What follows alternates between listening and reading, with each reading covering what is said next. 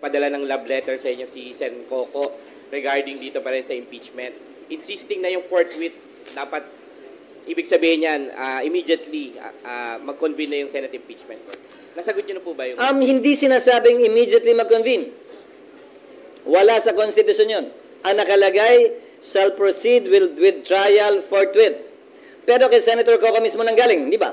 Nung in-interview nyo siya pag-file ng impeachment, hindi na aabot dahil magsasagutan pa din eh.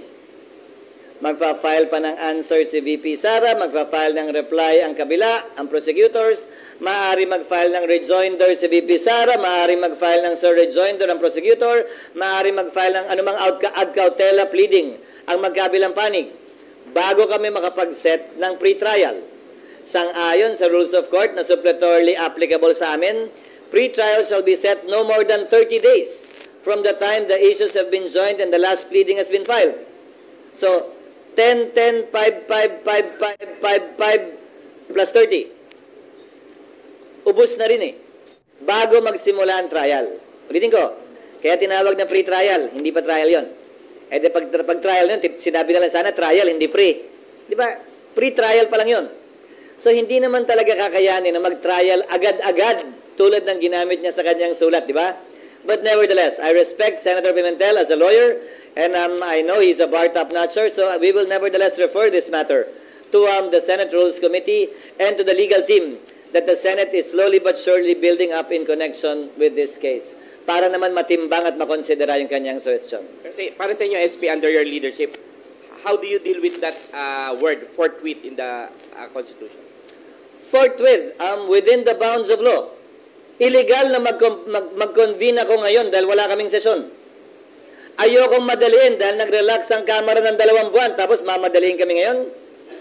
Pangatlo, bakit iba ang pagtrato ko sa kaso ni VP Sara sa pagtrato ng Senado noon sa mga naunang impeachment na nung may recess ang Senado, nag-recess ang Senado. Hindi nag-convene ng recess. Tinuloy nung nakapag-convene na ng may sesyon, tinuloy sa recess, pero hindi nagsimula, inintay matapos ang recess. Baka mamaya may reklamo na naman galing sa kampo niya. Naika nga, minamadali ito. Kung papakinggan ko yung mga gustong ma-impeach sa VP Sara at gagawin ko yan, magre-reklamo naman yung kabila na minamadali talaga ito. Unawain ninyo at uulitin ko.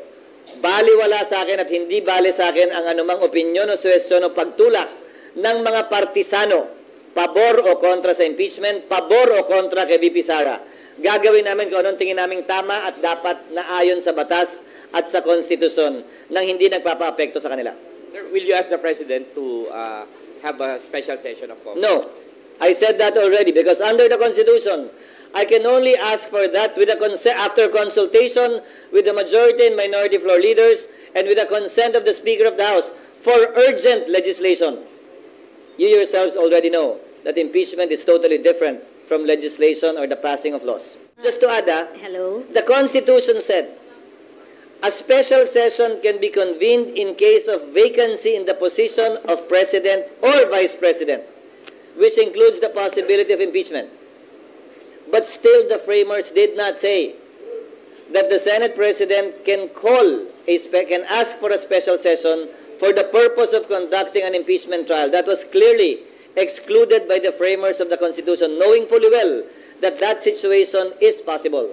So you have to understand, when I'm strictly following the Constitution, it's only for urgent legislation that I can request for a special session. Do you foresee a legal challenge if the Senate does not take any action before? Posible po, pero ayoko maghamon at ayokong i-assume. Kung mangyayari man yan, tatayo muli ang Solzen bilang abogado ng Senado. Pero may tanong ako, dun sa mga nagsasabing hindi tatawid ito, anong gusto nilang gawin namin? Pagdating ng June 30, parang grade 3, grade 1, finish or not finish, pass your paper. Tapos man o hindi ang prosecution, tapos man o hindi ang depensa, gusto niyo magbotohan na kami? Tapos man o hindi ang depensa at prosecution, gusto niyo ba i-dismiss na namin to dahil wala na, June 30 na eh. The law, as a principle, frowns upon not completing what has been started. Sa simpleng pananalita, kasabihan ika nga ng matatanda, kung ano ang sinimulan dapat tapusin. Prinsipyo yan sa ilalim ng ating batas na umiiral. Wala mang eksaktong probisyon. Pero kung hindi pa rin kumbinsido at nag-iisip pa rin yung iba kung tatawid nga ba ito o hindi, Pues sana noon pa nagreklamo sila kaugnay ng mga SET, Senate Electoral Tribunal cases. Yung SET cases na pinoprotesta ang isang senador na nanalo para sa termino ng 6 na taon. Ilang beses nang lumampas yan ng Kongreso. Tumawid ng Kongreso yung mga kasong yan. Nagpalit yung mga miyembro ng SET ng iba't ibang senador. Nagpalit yung miyembro ng SET ng iba't ibang justice ng Supreme Court. May nagreklamo bang hindi tumawid? May nag-question bang hindi tumawid? May nagsabi bang bawal yon? Wala naman.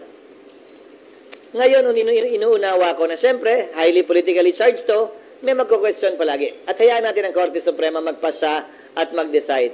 Pero sa parte ng Senado, klaro sa aming isipan na may basehan at batayan ang aming paniniwala at prinsipyo na ito'y tatawid sa Kongreso.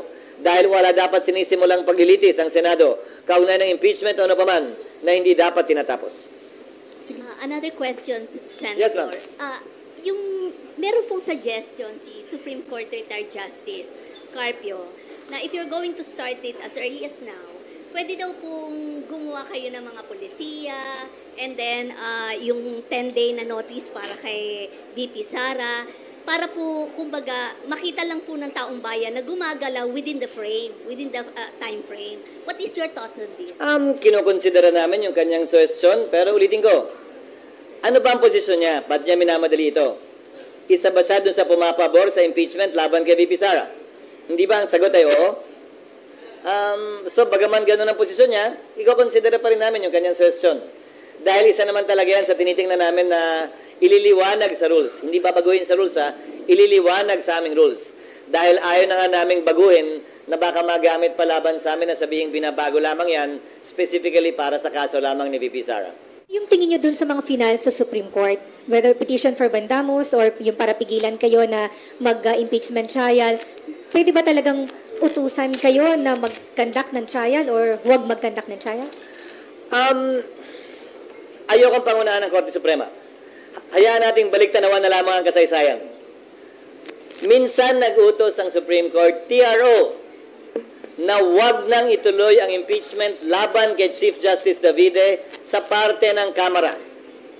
Hindi yun sinunod ng Kamara. Nagbotohan pa rin pero hindi nakakuha ng 1/3. Number 2, nagdesisyon ng Korte Suprema sa kaso ni Chief Justice Corona naman na hindi pinapayagang buksan yung foreign currency deposit account. Nagbotohan ng Senado na sundin yung kautusan ng Korte Suprema.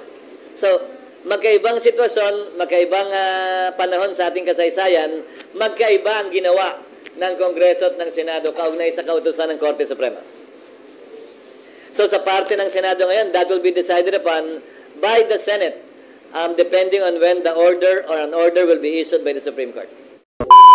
Po mga kababayan, ang mga pahayag po ngayong araw ni Senator or Senate President Chizzy Escudero regarding po doon sa mga issue regarding doon sa impeachment ni VP Sara nung sinabi ni Senator Pimentel na umpisahan na daw dapat yung trial at sabi ni SP Escudero na hindi pwede dahil meron silang rules na sinusunod yung forthwith nga po ito namang suggestion daw po ni Carpio na yun nga po umpisahan na or gagawa sila ng paraan para maumpisahan na daw po yung impeachment trial. Pero sabi ni Senate President ay bagamat nirespeto niya yung opinion pero tinitingnan niya yung estado ni Carpio na talagang pabor naman po talaga siya sa impeachment ni VP Sara. Kaya yun yung mga bagay na iniiwasan po nila na para hindi po sila ma-prejudge, para hindi sila magiging bias sa magiging impeachment.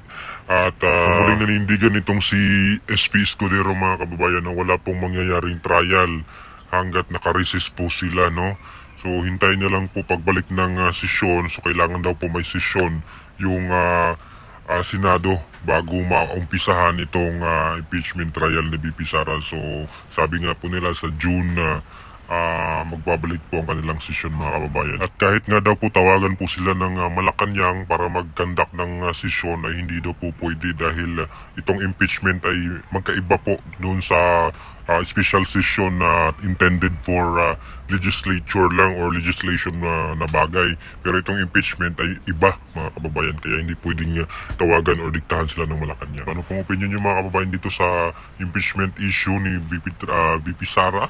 Comment down below po dito sa ating comment section. Maraming salamat po. God bless po sa ating lahat.